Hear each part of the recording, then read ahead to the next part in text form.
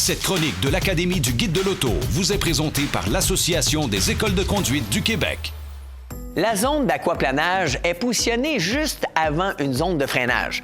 Dans une flaque d'eau profonde, les pneus sont dans l'incapacité d'évacuer l'eau entre la chaussée et la zone de contact des pneus.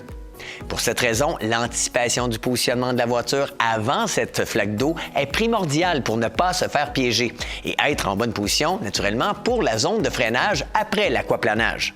Pour les artistes invités, heureusement, la flaque est relativement courte et assez large, ce qui ne va pas trop compromettre l'équilibre de la voiture.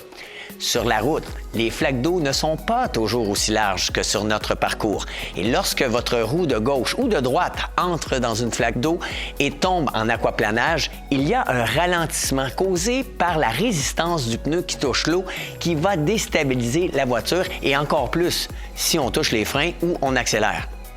Quand il pleut et que des flaques d'eau se forment sur la route, c'est très important de ne pas utiliser le contrôleur de vitesse, car lui, il veut accélérer pour compenser le ralentissement dans la flaque d'eau, ce qui pourrait vous faire perdre le contrôle.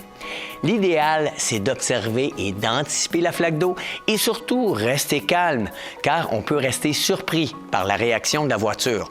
Dans cette situation, avoir les mains à 9h15 permet de garder la direction bien en contrôle quand on frappe une zone d'aquaplanage.